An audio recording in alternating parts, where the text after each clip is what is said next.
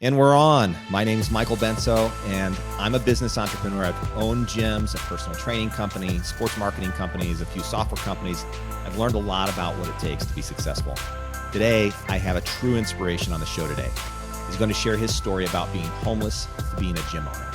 Whether you're just starting out or have been in the business for a while, these tips from business owners who've had weathered the storms will help you take your business to the next level. So stay tuned. Homeless to health. That's what we're talking about today. I want to give a special thanks to my sponsor, BizOps Software. I want to give a shout out to T-Flex Gym out in Orlando. I want you to follow the show, follow the social links. Sharing's caring. That's what my kids always say. Share it with other people. Okay, we all grow together, okay? So let's talk a little bit about Tristian. Today I have Tristian Coburn, aka T-Flex on. He owns TFX Training in Orlando, Florida. And what they're currently doing. Okay. So Tristian just opened his training facility. He has proprietary equipment that he designed in his gyms. He's already expanding, taking over more space because he's growing. He's a competitive bodybuilder preparing to become an IFBB pro. And he's finally gotten to one of his first goals in his life after being homeless for a good amount of time. T-Flex, welcome to the show, man. Hey, thank you for having me. Thank you. So tell me, let's start kind of like where you started and how you kind of got into this position. You know, let's kind of talk a little bit about how you became homeless. I mean, what's the story behind all that? Okay, well, I think a lot of the way I became homeless is it was my parents trying to teach me like a lesson because I really didn't have much of a direction in life when I was younger and everything. I loved bodybuilding. I knew I did. I had like secretly loved it. Like I didn't really put it out there for people. I just kept it to myself a lot.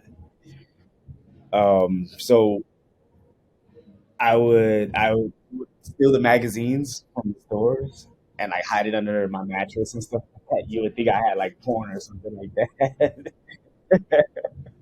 But I came to my stepdad one day and I was giving him my life plan, but I told him that I wasn't gonna get a body. Like that was just like one of the main things. So then it turned into an argument for some reason. I don't really remember exactly how the argument came about, but it came into an argument and it escalated very quickly to where he was like, you know what, get out of my house. I think he thought in his mind that it was like I would go out for a couple of days, realize life is too hard, come back and be begging to, be back in the house. But I'm the type of person that once I'm gone, that's it. Like I'll figure it out. So how long did this last for? How long were you? Mm. I think I lived in the gym. I say like it was a good like year and a half. Like it was a while. It was a good minute. Um, I ended up moving in with an ex girlfriend at the time. Beyond that, but the way I survived while being homeless was I stayed in the gym and the guy at the front desk he would wake me up in the morning because I would sleep in the aerobics room. So I would take like the aerobics mats, I would spray them down, and They that's how clean I them off, slept. right? Clean them off after all the Yeah, somebody sweated on them all day. I had to sanitize it. So then I get up early in the morning at like 5 or so, right before the trainers there, and I'd go shower and then meet my ex in the back. She'll pick me up. I would drop her off at work, and then I would go try to find a job. Now, at that time in Miami, if you didn't speak Spanish, good luck trying to find a job out there. It was just, yeah, it was no. And then the jobs that they did offer you didn't pay you enough to even make like like any type of living for yourself. You weren't. Yeah, I mean, if you're in So, Miami, it's tough to make a living there. I mean, if you're working, you've got to find a place to live, and you're working to get paid, $10-12 an hour. at that time, it was even less than that. And at that time, it was like I think the minimum wage was like I want to say like 850 or so, 875. So you were in It was less than Miami. $10. You I were in remember. Miami at this time, and then you moved to Orlando when? Like how did that transition happen? I mean, You're in Miami, you got kicked out, you're living on your own, you're living on mats in an aerobics room at night, sleeping there, and utilizing the showers. You got running water, you got electricity, you got what you need. You get into fitness. Yeah, you got everything you need. I mean, it's the least expensive rent you can get, and you got a place to work out. So you're going from that. You're in Miami. Orlando's several hours away. So how did you make the transition from living a year and a half in the gym, paying your $35 a month rent, to moving to Orlando and opening a gym? How did that transition happen? So fast forward, I ended up getting a couple of jobs that helped set me up like really well, and I was able to get me an apartment and stuff and really focus on the training and stuff. I developed my body, and along the whole time, I was still competing. And at any local level show, I never got less than second place. So I was always like people were always talking about me and stuff like that. So it was like, okay, I think I could do something with this. So then I ended up, So you for the say listeners, 2007. I mean, a lot of people that are listening to this, they're into fitness, but just give them perspective on your height and your build, so they kind of know what category you're in. I'm 5'6.5". I always give myself the half, and I'm 215 pounds. Okay, so what's it going to take for you to get to the pro card? Man, I just got to bring conditioning. That's the main thing. Just bring the conditioning and just be undeniable. Because from what judges have told me and the critiques I've gotten, I have the body parts. Like everything is together. I have the physique. It's just I beat myself sometimes because of my conditioning. So I'm working with some people now that are really, really understanding my body and how my body works. And I had a couple injuries that I had to deal with, but now we're on the right path of rehabbing and coming back. So I had a 2-year hiatus away from the stage, and I just came back. About, it's been about 2 weeks now, and I ended up coming back I finished second place in the light heavyweight class at the what was the name of the show I just did? The Clash, NPC Clash. So it was a good show. I felt a little rusty on stage. I had been away for like 2 years, so I had to do what I needed to do to get my life together to make it more productive for me to be on stage. Well, it's And tough. now, It's tough to be competing at that level, and then even to go to the next level, getting prepared for the next level, and running a business at the same time. I mean, competing in itself is almost a full-time job, and then you got to try and find that's why, time to work, and you're running a gym. So that's why I stepped away for 2 years because I realized like, okay, I see all these other guys they turn pro and then they disappear. It's like, okay, I already know how expensive it is as an amateur. I can only imagine as a pro, especially a pro that doesn't have a lot of marketing behind them. It's not a big household name and stuff like that. So I need to get my life together. I need to get something going for myself. So and I'll never forget one of the guys that I really look up to, Carlos Rodriguez. He told me one day, and this was a long, long time ago, and it always stuck with me. I asked him, like, "Man, are you going to get a sponsor?" And he said, "Sponsor? And I sponsor myself." And that was the most boss entrepreneurial thing I had ever heard, and it changed my whole perspective of how to approach this industry. okay, So so now, that's a good jumping off point, because looking at that, kind of circling back around to the way that you opened your gym. I mean, you came into Orlando and you wanted to open this thing from scratch. And mhm, a lot of people out there who are in a similar situation, they either want to own a gym themselves, or, they've been in fitness. I hear it a lot. I mean, mhm, almost all the all of the time, trainers that I worked all the with, time. they're like, I'm Yeah. going to own my own gym someday. I want to open my Mhm, own training studio, or I want to franchise something for themselves, like something they want to create to be franchisable. So I look at mhm, all that stuff, and people start getting into it and they don't realize the cost associated with it. They don't realize the amount of time and commitment. There's a lot of things just associated with business.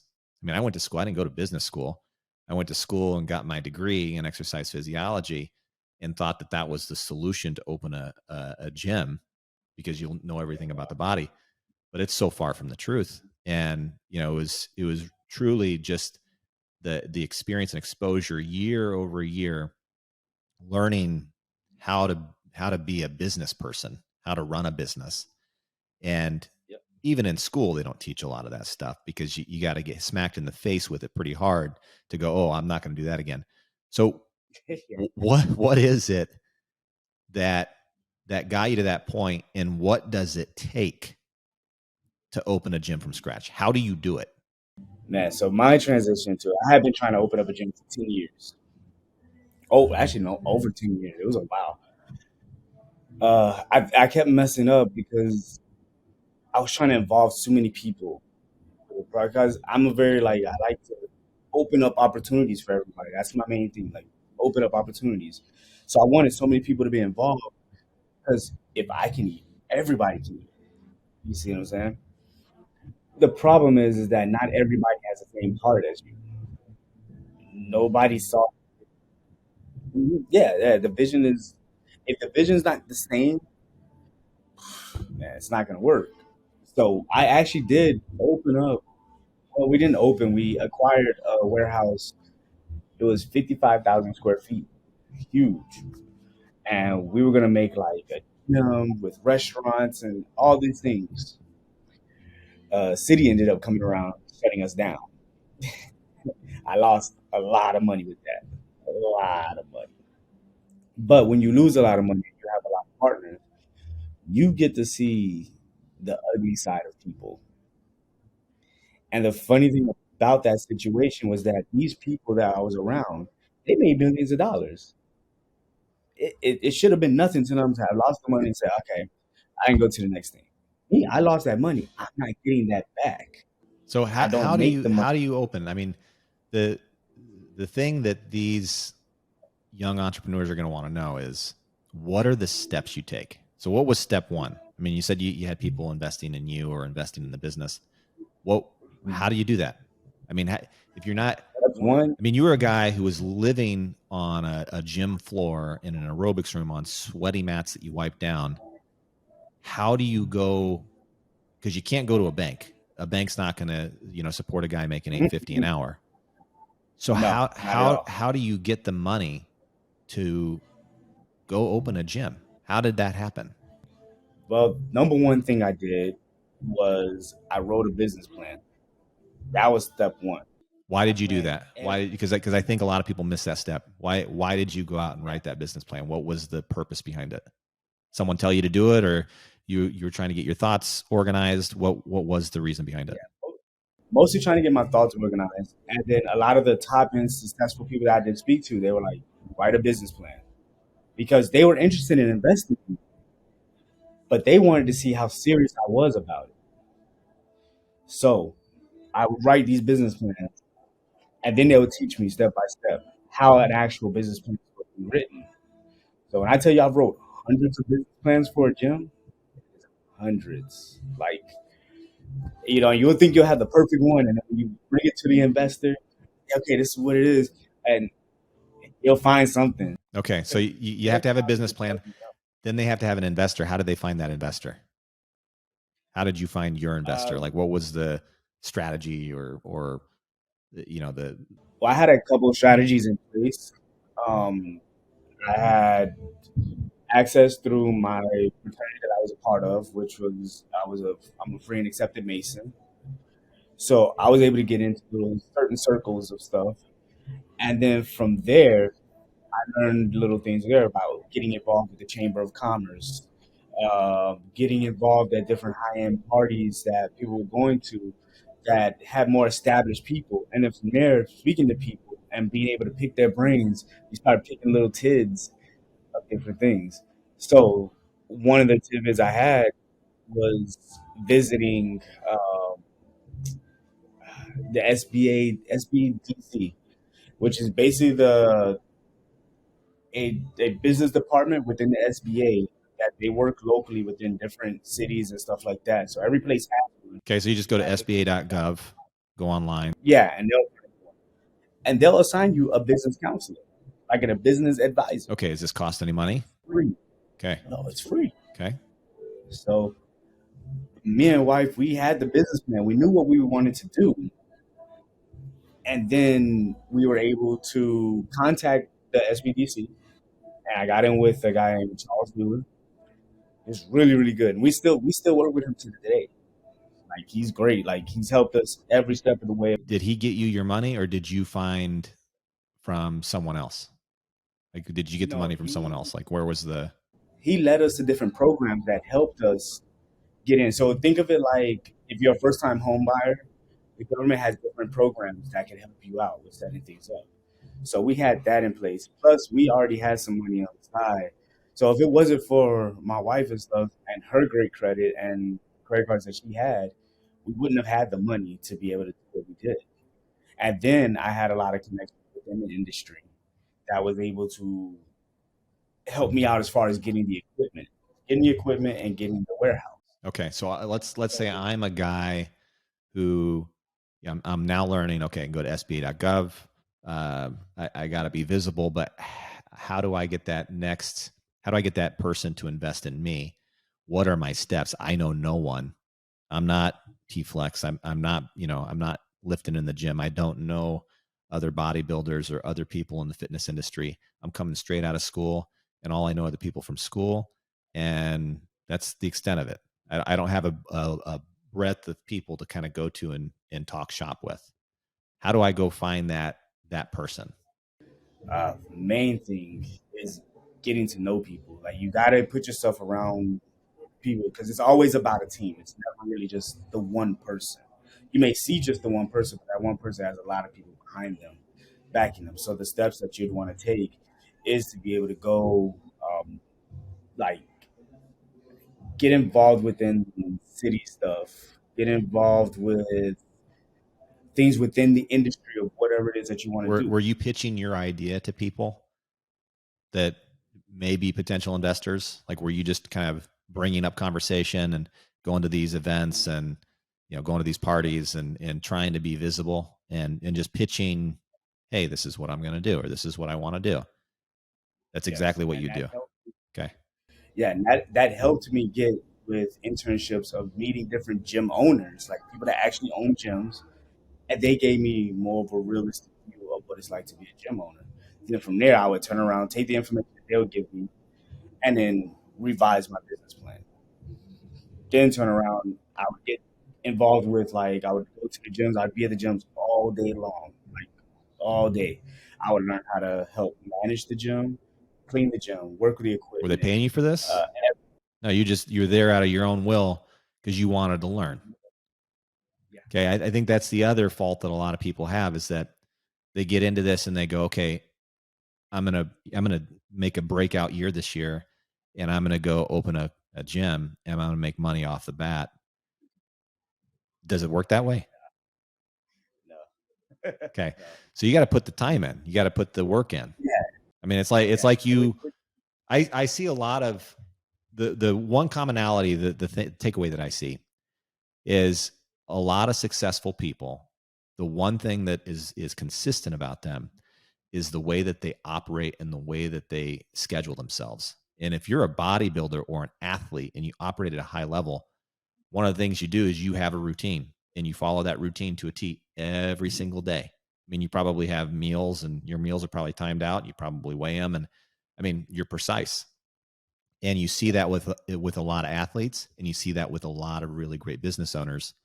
And there's probably a transition there for you, right? I mean, would you say that your involvement in bodybuilding and that high level of competition has helped you be a better business owner because of your preparation? it taught me discipline.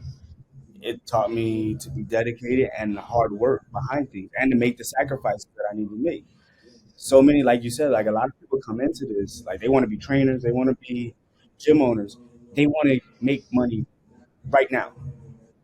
And I try to tell them all, like, Okay, when I'll sit down, I'll interview my trainer, and the first thing that they tell me is how passionate they are about it. And I say, okay, if you're passionate about helping people, okay, you're gonna train people for 3 months for free, and then it goes from, oh wait, I have I have this to pay, but I need to make this. I need to. Oh, you're passionate about it. You should be able to be passionate about doing this, whether you're gonna make money or not. So, are you willing to help people like you said you really are? And I was. I spent 6 years just either interning with other trainers, interning with gym owners, helping them with their clients, doing it all for free. Even I even had clients myself that I didn't even charge. So this I this just was like wanted to learn. a long tail plan. I mean, it wasn't you jumped into this, went from, living on a mat to in Miami to opening a gym in Orlando. It was a Mhm. several year process of you learning the ropes and getting Yeah, feedback and advice from people who've done it. So yeah. now you're in It it. wasn't planned out that way though. I was just doing it because, yeah, because I didn't have the money to go to school. I didn't have the money to go through the fancy certification programs. So the only way I knew how to do anything was to say, "Hey, I see that you know this. Can you teach me? Hey, I see you know this.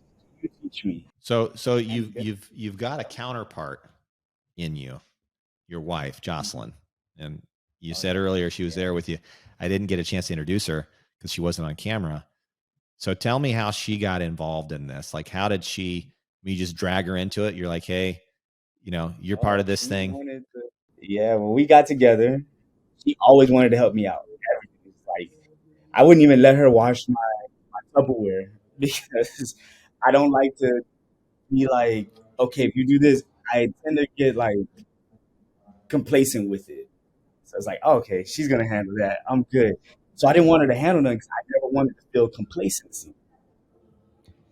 So then when I lost the big warehouse of 55,000 square feet, I was done trying to start a gym. I was like, all right, it may not be in God's plan to allow me to have a gym. No matter what I do, it's not working. And she said, and this was at nighttime. She was like, babe, yeah, like, don't give up.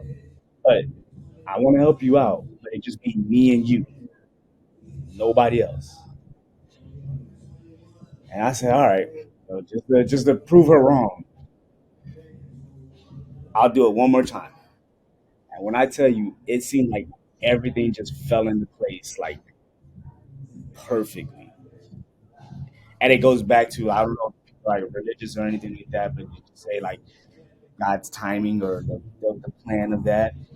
It was supposed to happen that way. So then it was like I met one person that led me to another person that was able to lead me to getting the warehouse on my own because I didn't have the credit or anything like that to be able to rent a commercial property. But in this sense, I got lucky to where the owner of the warehouse, his son or what they like, they're related somehow, was a fan of me. So then he told me that like, hey, you need to rent it to this guy. So and that was like, I'm gonna give you a chance, but you need to pay me a first, last, and security deposit because you don't have the credit to rent this warehouse, this sizable warehouse, and you have it to me on this date. We'll have the lease together, and you show me what you got. And I said, okay. So this was last year, March. So Jocelyn was like throwing the fuel on the fire to get your ass moving Yeah, again. yeah, yeah. She doesn't let me give up on it, especially when she knows like I love it and I'm like passionate about it. Like she does not let me slack. She does none of it. She's the fire to my butt to keep me going. You know. So she ended up. We split the money. The deposit is like half. So I had half of the money left in my bank account. She had the other half, So and she had the hold other on, half because she had. pause there, because people need to know this. What was left? I mean, what did you guys have left with money at that point? After we paid the deposit, After you paid the first month, the last month, and the security deposit, what did you guys have left in your bank account? zero in the bank account. Okay, so this was like Zero. We were so scared signing that lease. Like, this was believing in faith that this was going to work and risking literally everything you guys had. on faith and each other. Like when we gave him the check, like my hands are shaking because I'm like, this is all we got. Like this is it. So, and we stayed up all night the night before, like really talking about it and then saying like, all right, if we give this money, like we have to be all in. Huh? Yeah, we were doing all the math and everything. We were trying to just figure it out. I don't think I've ever sweated so much. I probably lost so much water. I should have done that before competition, and I would have been dry as hell. So I gave it a check. The guy looked at me and he was surprised that I brought it. I was on time with everything. And he said, okay, let's now show the world what you got. So I said, okay. So I sat back. I was going to call Andrew Hall from, he owns Arsenal Strength. And I was going to tell him, hey, look, change your plans. Instead of doing a big gym, we're going to do a small gym and let's come up with a deal this way. But then I thought to myself, if I have a small gym and I put in Arsenal Strength, I love Arsenal Strength stuff, but if I did that, every gym here has that. What's gonna make a person come in, look at it, and say, okay, yeah, it's small, but it has stuff that no other gym has. So then I say, you know what? I'm not gonna go with any of the big companies. Let's look at all the small business companies. And then I looked at Frey, um, Rep Fitness, State of the Art, Raw Motive, Lexington. Like I had a bunch of them. I contacted them and said, look, I got a project for you. I'm at a small gym.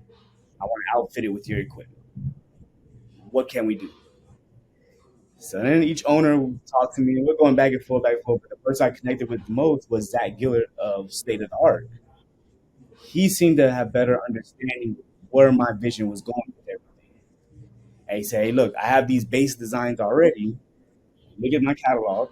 He showed me some designs. I was like, okay, cool. And I started telling him, okay, can we make it at this angle? Can we change this? Can we change that? And he's like, oh man, it's great ideas. Okay, yeah, we could do this. We could do that. We had a four hour long conversation on FaceTime straight to the phone, uh, just going over every detail, yeah, of the machines. You know, I mean, you talk about machines. You talk about, we didn't really get into how you structured your lease, whether or not you got, some free time available there so you could pre-sell. We didn't talk about 2 months. Okay, so That's it. That's not those are things that these guys who are, doing what you do, and they don't know how to start. So, what are the top three? In hindsight, always being 2020. I mean, you're always learning from what you're doing. You're going to learn today, what not to do tomorrow. So, what are the top three things that you would say someone getting into this? What are the top three things they can do to get started? research from the fitness industry to your city, everything. Research your competitors, research equipment, research the companies, research quality. Actually understand what you're getting involved in. That'll be number one. Research, know your market, know your demographics, know what could be put there, what type of people are going to exercise, what are they going to pay, how are you going to compete. T-Flex competes against other gyms by having things that other gyms don't have. So you're going to have to do the same thing, if you're listening to this. So that's number one, research and go, deep on it. So what's number two? Number two will be make a plan and be resourceful. So you get your plan together and constantly be willing to business plan, because that's going to involve like how you approach it, how you do your marketing, everything. So I can say, yeah, business plan. And then when I say resourceful, yeah, exactly. When I say resourceful, I mean be able to handle any situation that comes your way and be able to handle the situations without having everything that you need to be able to handle the situation. It's like what Bruce Lee says of being water, be able to flow and do it. Okay. Go with the flow. So create a business plan and go with the flow. That's step two. Being resourceful. So if you don't have something, okay, if you're talking to your landlord or you're trying to figure out how to get money, figure out another way to do it without what you think you were going to have in the first place. Right? So what's number three? Number three, put in the work. Be willing to work. Like in hours. I mean, like you're gonna be spending days and days and days. When can someone expect to get a return on their investment? Not like an emotional return on investment, a monetary return on investment. Because I'm sure your emotional return on investment is like immediate, right? You hand that check over and you're going, boom, okay, this is real now, right? But Yeah. what about the monetary return on investment? Because it was boom, now it's real. Now I don't have money in my bank account. When can you expect to plan to like start making money from what you were doing? Let's say like if I would have to say a timeline on it of like when you're gonna actually start making money, like turning a profit, I'd say a good 2 years to maybe 3 years. In terms of being able to break even, you could do that like pretty quickly if you do things that you stay true to yourself with everything. You can pretty much like because fitness is one of those industries that like you can get into and actually make money like right away, but it's all in how you approach everything and how you handle and work your business through integrity. So yeah, I think one thing that like that is very important is how we did it in the beginning from the moment that we got the warehouse to the equipment. That was about what 6 months. That was about a 6 month gap. I only gave it 2 months for free. So those other 4 months, we only had uh, we had 3 benches, some dumbbells, and band. Would you have ordered your equipment before? Would you have like signed a lease, with the exception that you get equipment on this day? Would you have gone back? Would you have done it differently? No, I would have done it the same way because doing it differently of like opposite of ordering the equipment and then the warehouse. Majority of the time, from what I've learned at the warehouses, they pretty much stick to the dates that they tell you. The equipment getting delivered to you, it's never on time. Okay. So Never on time. there's the go with the flow, right? Hmm. Yeah, there's the planning. Like Be I'll tell resourceful. you like this: our equipment got here Friday night. He stopped at the Denny's on the corner and stayed there the whole week. Called us on Monday to drop everything off. Charged us an extra $1,000 for him to sit there for 3 days. So yeah, don't count on the equipment. Don't bank on the equipment being on time.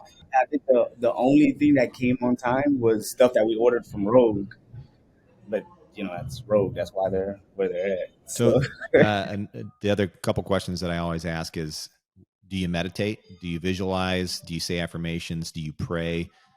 What are those things that are part of your routine, or do they not exist at all for you? You just go. we meditate, we pray, we do it together. Everything we do it together. Uh, but for the most part, we're on go all day. That's the main thing. We're on go. Okay. Last That's the question main. for you. And this goes for Jocelyn because she hasn't said much. I know she's over there. She's hiding behind the camera. She's coming. Come here. Yeah, I'm say hi, listening. Jocelyn. Say hi to the viewers. Hi, how are you? Good to see you. So, for both of you, this question is for both of you. What is it that you think makes someone successful? What is the thing that makes someone successful for these people listening? I think the main thing is that it's like Tristan saying, a lot of people does it for the money, but the money's not gonna come right away. So you have to be able to trust what you're investing on, the plan that you have. Yes, a lot of times you have to go with the flow because you have to change it constantly depending on what you have going on. But at the end of the day, you're gonna have to put the work in day by day. We there was days that we him sleep because I work a full time. He had his clients coming in already, and the rest of the time we were working in the gym, painting walls, putting the floors, and a lot of times the deliveries weren't on time, so we would have help, and then they wouldn't come on time, so we had to we ended up doing it ourselves, like rolling the flooring out of the trucks, and the truck driver couldn't even help us. So like the turf is 600 pounds, just me and him trying to get it off the truck and get it inside. So all that is you're gonna have to put a lot of work in, but you have to constantly change your plan to the direction that you want to go, and do the work because it's what you want to do in life. If you decide to do this, it's like you have to go all the way. It's gonna be a lot of time, a lot of effort, but it's gonna pay off. And if you're putting effort into doing something for the people, people is gonna come. The main thing is the service, and that's what's gonna bring so much people in. They believe in your passion, they believe in your vision. So I think that's when you start seeing the reward monetarily as well.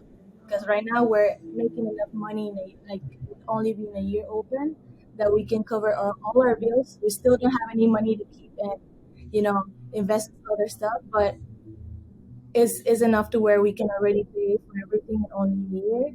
And we from now on we're just getting more and more members and more growth. Good. So what do you think that factor is, that ingredient that makes someone successful? What's that ingredient? If it were to be called an ingredient, you could pull it out of your spice cabinet, sprinkle it on somebody, what would it be? It will be for me will be drive, because no matter if you're not feeling well that day, you still have to get up and work for what you want to have in your future. Yeah, you gotta have the drive. If you don't have the drive, it's not gonna. And I want to say, like, when we got the equipment, we had people to help us. Like a lot of our members and stuff like Yes. that were there. It would just suck because the truck would come in, would tell us that they're coming at one time or one day, and they won't come. So then we wasted these people's time. So now we had to find a new batch of people to come in the next day. It was like, It and was we it felt was so very bad hard. for Yeah. everybody. But the Man, day that we received the equipment, we had these people constantly coming in. So if somebody had to leave for work, somebody else could be coming in that moment. And it was like a whole day thing, like getting stuff off the truck, even nighttime. There was machines that we had to take apart to bring in the building, but we always had at least 2 or 3 people helping us. yeah, And the truck didn't have a lift gate. a lift gate.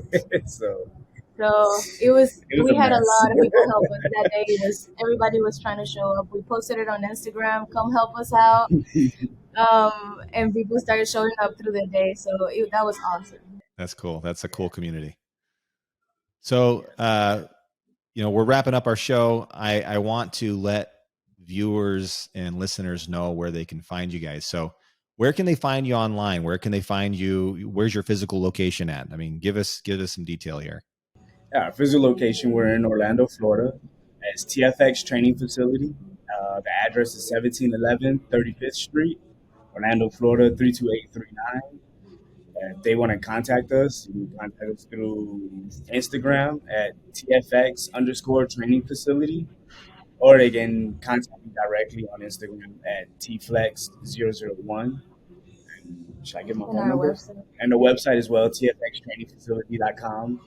You can see everything there. We're going to ready to start uploading like what equipment we have on the website. So that way And our everybody can really see events. how unique our stuff is and all our events and stuff for the youth. Nice. So if you guys are listening or you're in the area, you're going to be heading out to Orlando, make sure that you stop off at their facility. I haven't personally seen it. I'm looking forward to it. I've seen pictures, and I'll be making my way to Orlando to get a good workout in on some proprietary equipment that these guys have created. Hey, Jocelyn and T-Flex, I appreciate you guys coming on the show. Is there anything else you guys want to add? Yeah, I definitely want to give a shout out to state of the art Zach Gillard. Awesome equipment, really good guy, everything, love him to death. And also want to give a shout out to Trap House Customs, Sam, and DWS, David. They're all the companies that work with us in creating the machines that we made adjustments to and that we've created, and new machines that we're getting ready to create. Um, And and then our Tony, our members. landlord, and all our members, like, thank you guys. Awesome. Hey guys, thanks for being on. Really appreciate your time. I'm looking forward to grabbing a workout. Don't show me up though when I get there. I can't lift as much as you guys can. We'll talk soon. Thanks, guys. Yes, Thank you. sir. Thank you.